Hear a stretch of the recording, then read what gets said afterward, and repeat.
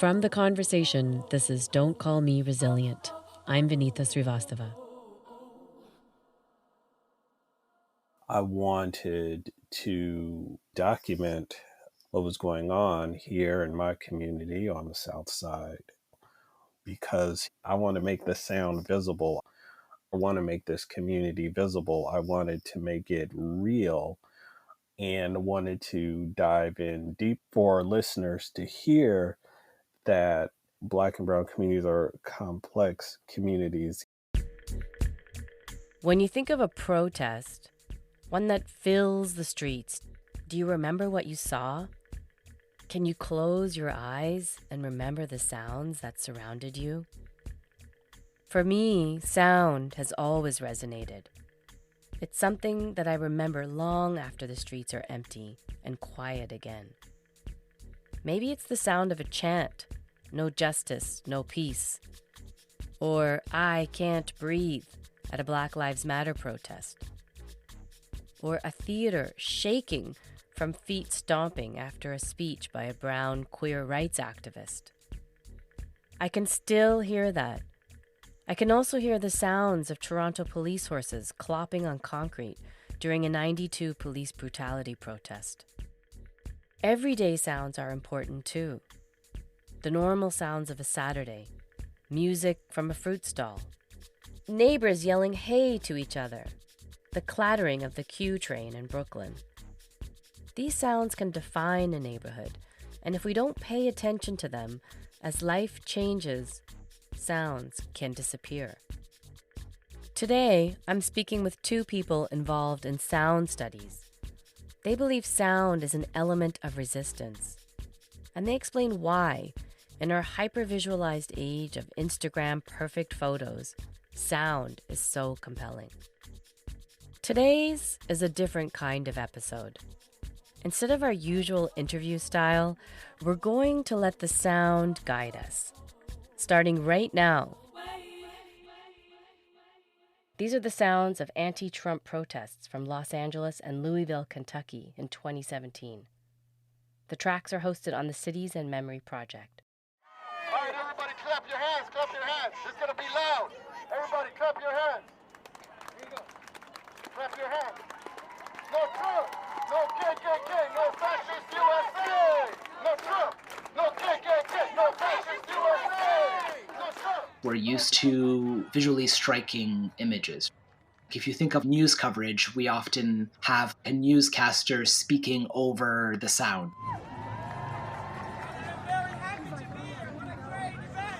There might be protests in the background, but that's not highlighted.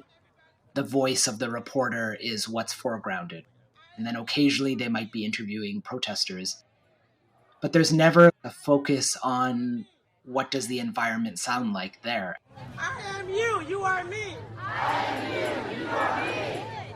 And when we don't listen to that, we're missing information.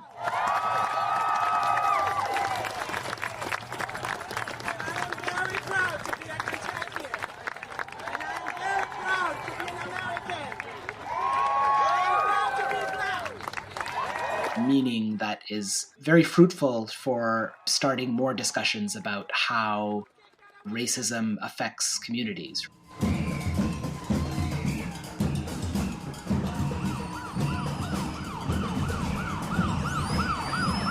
For instance, how is racism not simply a visual phenomenon, but an acoustic one as well?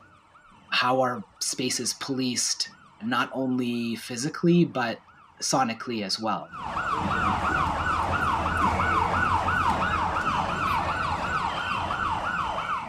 That was Nimalan Yoganathan, a PhD candidate at Concordia University. And in the background, a track by Christopher De Laurenti from a 1999 WTO protest. Nimalan studies protest tactics, and he looks at how sound practitioners have contributed to anti-racist movements. Some of what he explores are the sounds of protest. But he's also fascinated by the idea of witnessing and recording everyday life as a form of resistance. I also spoke with Norman Long, a born and raised resident of the South Side of Chicago. Norman is a sound artist, designer, and composer who works to document and record the everyday reality of his community. He has graduate degrees in landscape architecture from Cornell University and in fine arts from the San Francisco Art Institute. Norman uses his audio clips and music to create soundscapes. The soundscape here is a track by Norman called Black Space in Winter.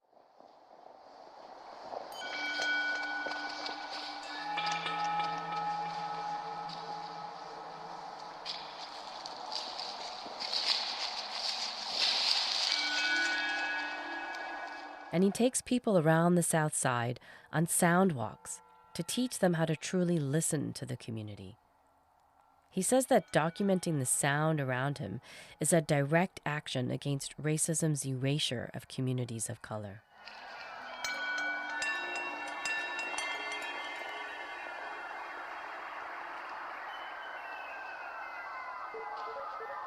You're writing yourself into history. You're taking your position as an artist or as a recorder seriously and putting it in the conversation yourself, not waiting for other institutions or other people to do it for you.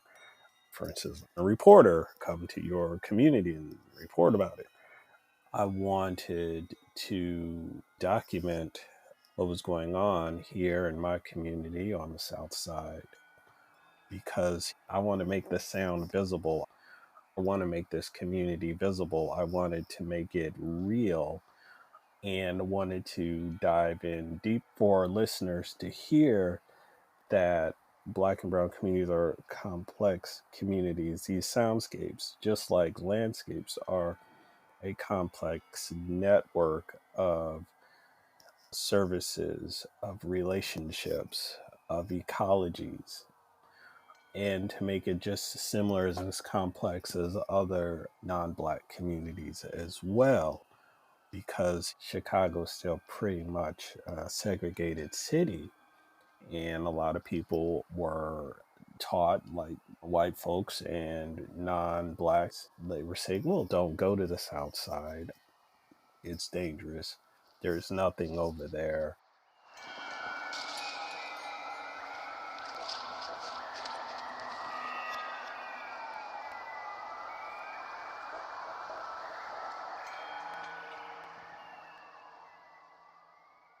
I was studying people like Mbana Kantako out of Springfield, Illinois in the 80s. Year up in this crime in progress called Springfield, Illinois, and we got to say welcome to another edition of Notes on the Devil's News. He started recording soundscapes of his neighborhood in the John Hay Project Housing Complex, and so he would gather field recordings, whether it be sounds of the police, Coming in the area now. Which is a police. sounds of police interventions, testimonies from neighbors talking about police brutality.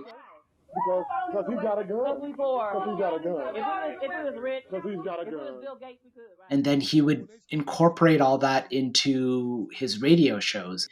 He would often do these remixes, which I listen to it as a form of soundscape composition where he's incorporating these field recordings and conveying a message, and often in a very subversive way. So he would mix roots reggae music with interviews with people and make these political statements.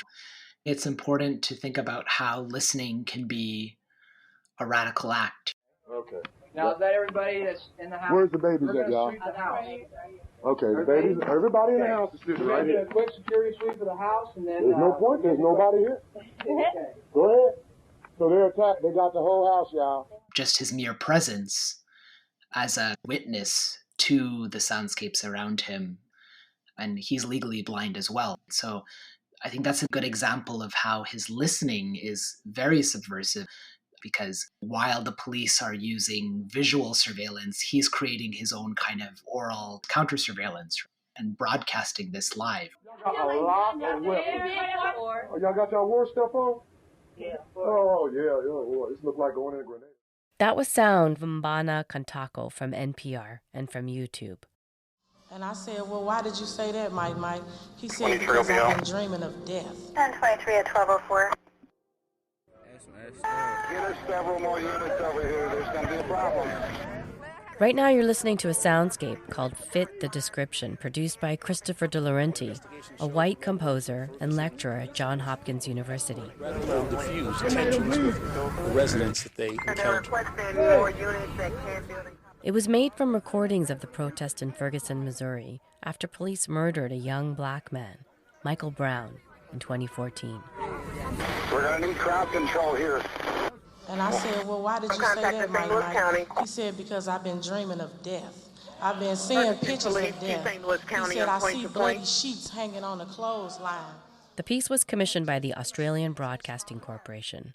Chris collected sounds from social media to try and disrupt the mainstream version of news for his primarily white audiences. When the revolution comes, won't be no racial profiling. When the revolution comes, won't be no police brutality. He calls it a protest symphony. Sitting down, begging for the protesters not to run. You can read more about Chris's work and the ethics of sound gathering and curation in our show notes. St. Louis County shot rubber bullets, mace, and let them dogs out. And use of dogs that was before the by quick trip Ferguson got on police fire. appears to have been They started that. exclusively That's what reserved started the for riot. African Americans. Then when the riot In broke out, they every left us case here to die. in which We started Ferguson telling them the police tank's records gonna blow up. They reported said, the we graceful did that. person That's bit by a police dog. That's what they told us. They tried That to person. Many people wrote about the quiet of life during the pandemic. But Norman has a different story to tell. He serves as an ear witness in his community. And he spent a lot of time during the pandemic recording the changes in sound in his environment. This is a track he recorded during lockdown to share information about his community.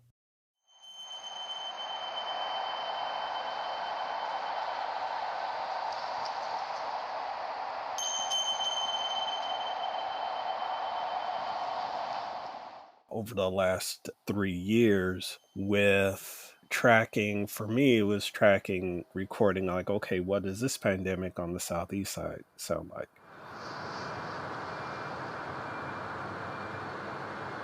Well, there's still factories, the supply chain still running.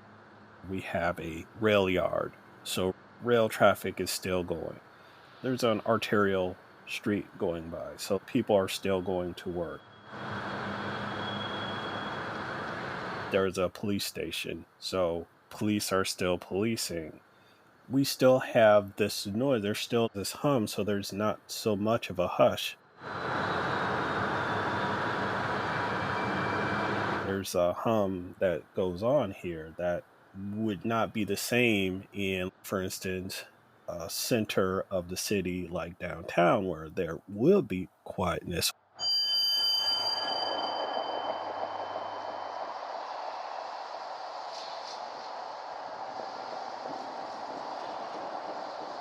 So when we were talking about how communities change from particularly unfair housing and real estate practices to issues like the pollution or disinvestment, where there is no money coming in, there's no different people coming in, there's people leaving, and there's businesses leaving, and citizens leaving. So how does that affect the soundscape? And when you think about it beyond the capitalistic view on community development, but if you think about it and just replace that with an awareness of just really diving deep into what your community is, and just think about listening and walking and recording as caring and archiving and mapping in that sense, that it's not in service of some developer somewhere. It's not in service of even a larger city or the municipality or anything. That it's sourced from the community themselves.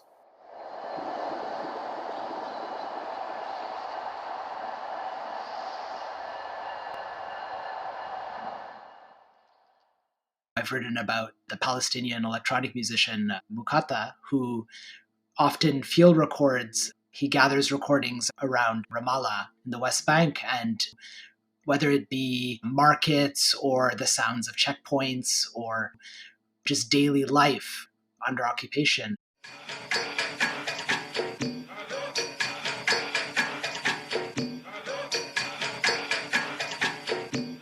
And so for him, just walking around and listening and recording is very important. And he talks about how recording, especially, and incorporating classic Arabic music that often is erased or lost. He talks about the music that his grandparents listened to and how when their house was seized from them, they lost all their records. And so he uses music and sampling sound as an archiving practice. So it's a way to keep Palestinian culture alive.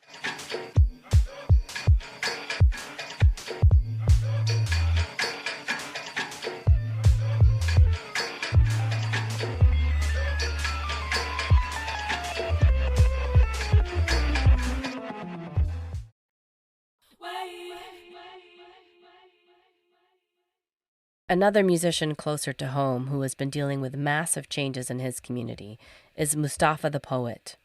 Mustafa Ahmed was on the Juno Awards the night before our recording, accepting an award for Best Alternative Album. Mustafa stood on stage wearing a cream kaftan and over that a bulletproof vest with the word poet in capital letters across his chest. It's a comment about the death and violence from guns around him. The 25-year-old singer-songwriter is the first Black artist to win this award. He's from Toronto's Regent Park, the first public housing project in Canada. It has been aggressively bulldozed and gentrified over the last decade. Here's his acceptance speech as recorded by CBC. I wrote a record on death. I wrote a record on loss, on the loss of friends in Regent Park. And I had to do it because as they were breaking down my community, I realized in that moment that the only people that were going to be able to document the memories of my friends were the people that knew them. I watched Canadian publications announce the deaths of my friends using mugshots, descriptors being dated criminal records, and I knew then that I had to rewrite their memories. During Mustafa's performance, black and white photos of his community flashed on stage behind him as he sang Stay Alive, a song about the friends he'd lost to violence in Regent Park. Mustafa invited some of his friends to join him on stage, and they sang the song together. All of these drive, and all of these street signs, none of them will be yours or mine, but I'll be your empire. Just stay alive, stay alive, stay alive.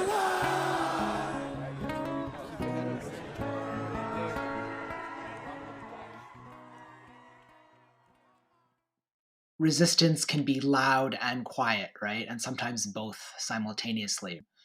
If we think about silence, when we think about, for instance, the civil rights movement in the 60s, we have this notion of very civil, very quiet, very respectful, following a certain degree of decorum.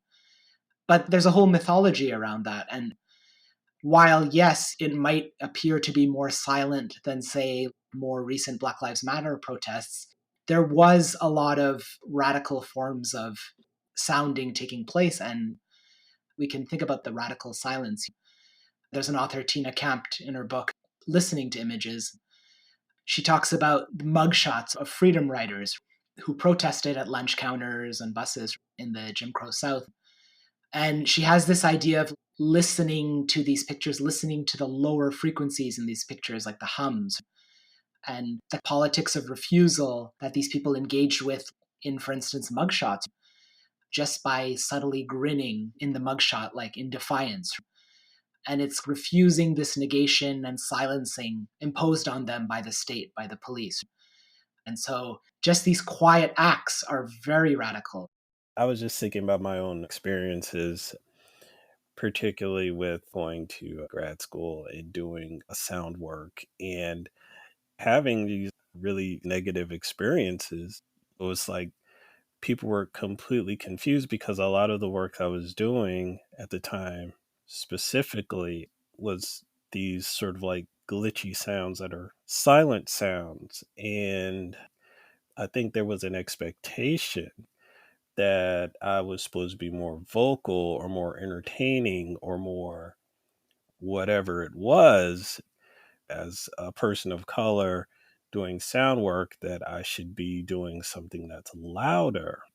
I think that is extremely important, that the range of protests, the range of frequency, the range of amplitude that people of color have in sort of protest or any expression is very important. And I was just thinking about the soundscape for like being a silent protest, being in sort of like a Woolworths in 1955 or something like that, a counter, probably was very loud. It was the loudness of everybody else around them, I imagine. And in certain ways, it's still the same way. Certain people of color go into white spaces and they can be silent, and then all of a sudden, there's all this noise going around them. I've written about moving beyond everyday gestures. There was also the NFL players, black NFL players, Marshawn Lynch, and then Malcolm Jenkins later on, who built on the practice of Marshawn Lynch. But he, for a couple of years, engaged in this refusal to speak to the media. And he did this kind of performative silence where he refused to answer questions, and he would sit in press briefings and just sit quietly or make comments, these vague responses that confused reporters. And so what's interesting about that is that people often assumed that he was just being kind of ridiculous and it wasn't a serious form of protest.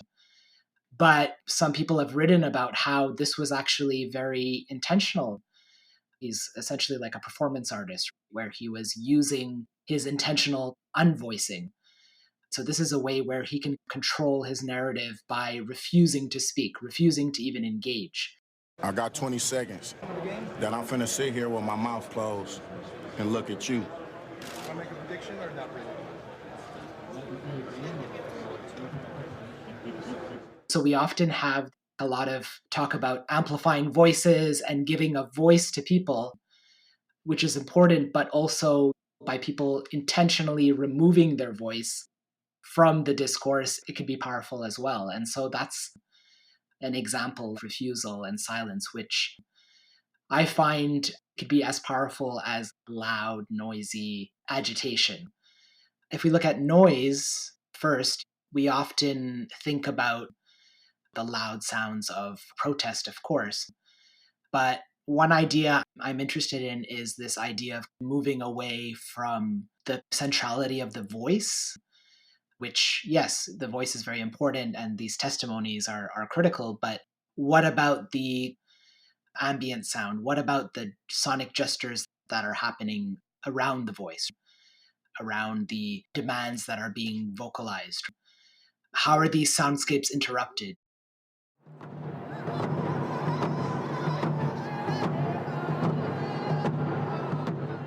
One good example would be the Idle No More round dances that occupied shopping centers around Canada and United States in 2012, 2013 over Christmas time. And so we can imagine what the Christmas time soundscape sounds like in shopping centers.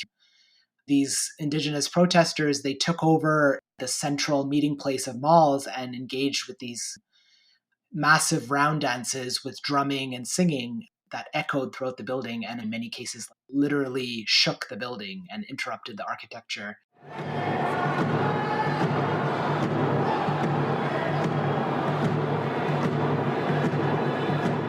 It sends a strong statement, a kind of interruption of capitalism, of the flow of commercial goods, interrupting, making a statement about the stolen land that these commercial centers are built on. And so it was a very powerful message sent sonically and not only visually.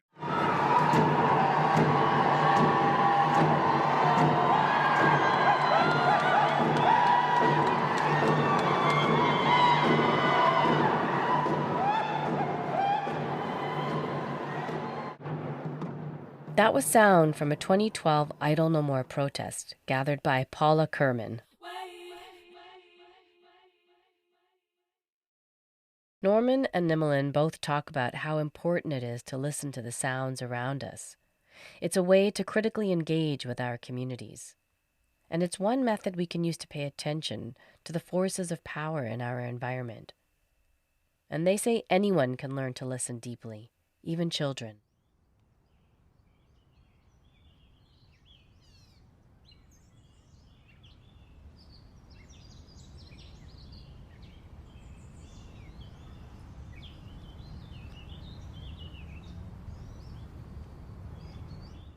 Something that I feel hopeful about is that when I first started studying electroacoustic music as an undergrad, I remember that's when I first discovered sound walking. And I remember helping the late Andrew McCartney, who was a very important Canadian soundscape scholar. And I would help her lead sound walks with especially elementary school students. And I remember the curiosity, but also the attention of children and their engagement with the soundscape that many adults have trouble doing. In these sound walks, we would often have discussions and ask kids about what they heard, what they didn't hear, what was being masked, what was more prominent sounds. And that often leads to, not overtly political conversations, but it starts developing this critical thinking about what is happening in your environment. Even if it's a very basic level, like why are there more cars?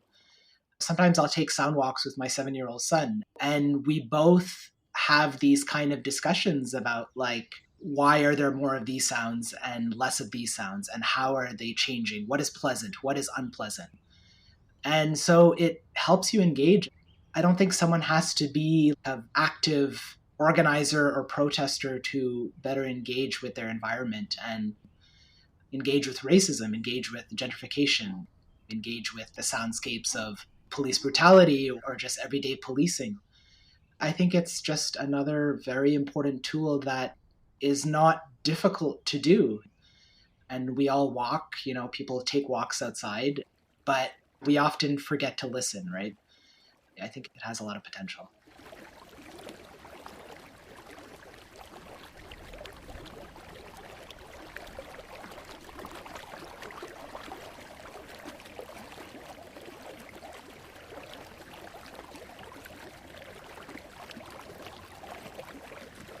This track we've been listening to is called Washington Park Mix 2016, and it's something Norman created to document Black and brown life on Chicago's South Side, where he invites both insiders and outsiders to follow him on guided sound walks.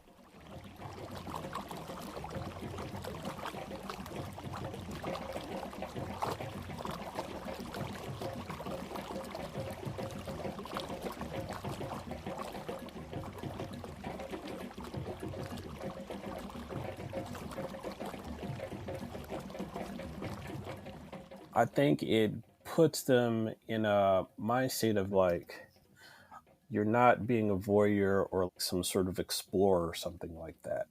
What I'm trying to do for everybody in the group is to ground people where they are in this place.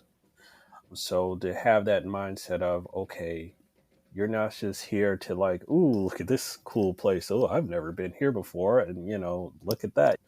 My intention is not for people to have that experience. It's not to guide people through a collection of sounds and then they go back and forget about it. I give them a briefing on what the community is that they're walking in and why this particular space is important. I've done this many times at Washington Park, which is in the middle of a Black community. It's a huge, huge park that was designed by Frederick Law Olmsted. And it's completely interesting the fact that it's named Washington Park. That's not how it was named when it first started. And we get into this idea of these parks being named after presidents, military leaders from the Union or Confederate Army. We go through that. It was originally called South Park. It had nothing to do with any president at all. But understanding where in how the community changed, because it was a rich white area, then became all black. Listen to how it sounds and how it's made. And then you'll see how the park accommodates different cultures and different changes that had gone on. It's surrounded by a black community. It's also surrounded by the University of Chicago as well. But it's also a place where socialists, members of the Nation of Islam, and even Sun Ra had their own speaking platforms there. So it was more like a place for different kinds of black thinking.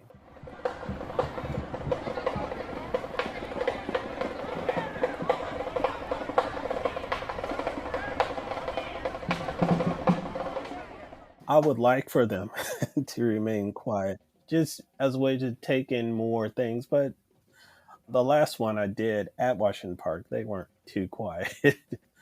One is a very functional thing to prepare them to listen, to be more patient, slow down their mind and slow down their breathing.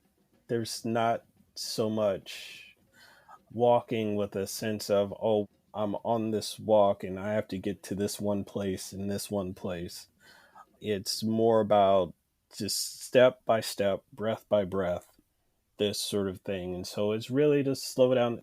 So it's like half self-care, it's half about preparing people to listen.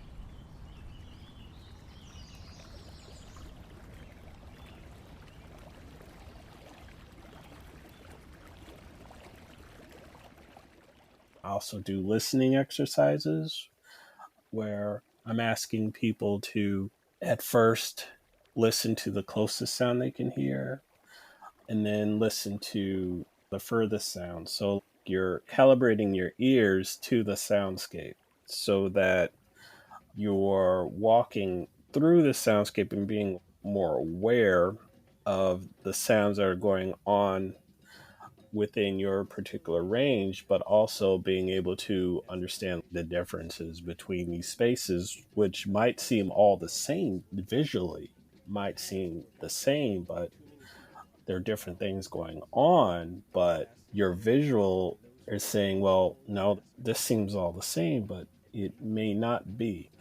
What Jennifer Lynn Stover calls decolonizing listening, I felt like one of the tenets was listening out into and for each other.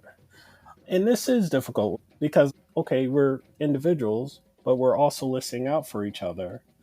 Some of the practices that she was referring to were particular practices within Black communities. And a lot of this was Black communities, enslaved communities, and also going through Reconstruction and going through Jim Crow. Some of the listening or the sonic culture was about listening out for each other. So in a way of protecting, listening out for. For Norman, once you pay attention to the sounds, you can't unhear them. For him, it's one way to help bridge our divides. When we get to these sound walks where it's open, there's Black folks, white folks, and different people in different communities, how do we listen to each other? And when I do these walks, you're listening to things like, for instance, not just about bird sounds. Oh, what should we be listening to? We're opening up that discussion or saying, oh, well, this is just noise. I don't hear anything. Of course, you hear a lot of things.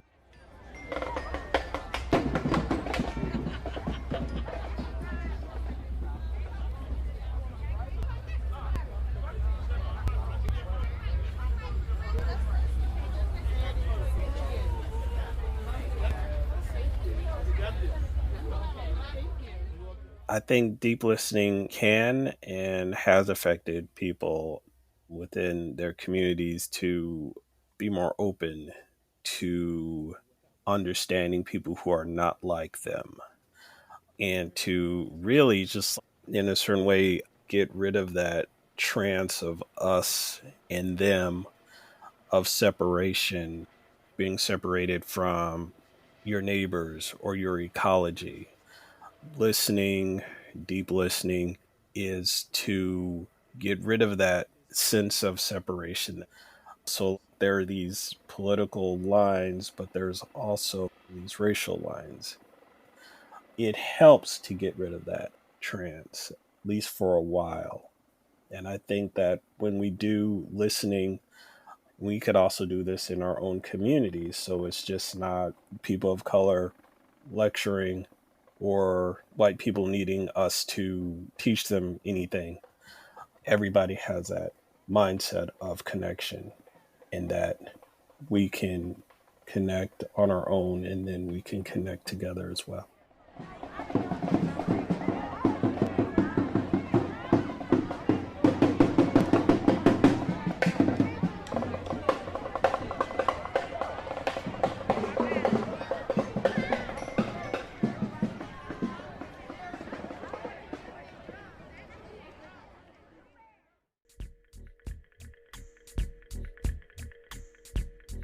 That's it for this episode of Don't Call Me Resilient. Norman and Nimelin, thank you so much for sharing your wealth of knowledge on sound as resistance. Let us know what you're thinking after that conversation. You can email us the old school way, or you can find us online. I'm on Twitter at WriteVinita. That's at WRITEVINITA. And don't forget to tag our producers at ConversationCA. Use the hashtag Don'tCallMeResilient. And if you'd like to read more about the sounds of protest and resistance, go to theconversation.com. We have all kinds of information in our show notes with links to stories and research. Finally, if you like what you heard today, please help spread the love. Tell a friend about us or leave us a review. Those really help on whatever podcast app you're using. These are the sounds you heard on today's episode. You can find links to all of them in our show notes. Washington Park Mix 2016 by Norman Long. Idle No More Round Dance Flash Mob at the West Edmonton Mall in Edmonton, recorded by Paula Kerman from YouTube. The voice of NFL football player Marshawn Lynch is from ESPN. Live at the WTO protest, November 30th, 1999 by Christopher De Laurenti. Black Space in Winter by Norman Long. Stay Alive by Mustafa. Mustafa's Juno acceptance speech from the CBC. Takira Jamaya by Mukata. Fit the Description by Christopher De Laurenti. Mbana Kantako from NPR, also from YouTube. As well as sound from the Cities and Memory Project from Louisville and Los Angeles. Don't Call Me Resilient is a production of The Conversation Canada. This podcast was produced with the grant for journalism innovation from the Social Sciences and Humanities Research Council of Canada. This series is produced and hosted by me, Vinita Srivastava. My co-producer on this episode is sound editor Lija Navarro. Our other series producer is Haley Lewis, and Vaishnavi Dandekar is our assistant producer. Jennifer Moroz is a consulting producer. Lisa Verano is our audience development editor, and Scott White is the CEO of The Conversation Canada. And if you're wondering who wrote and performed the music we use on the pod, that's the amazing Zaki Ibrahim. The track is called Something in the Water.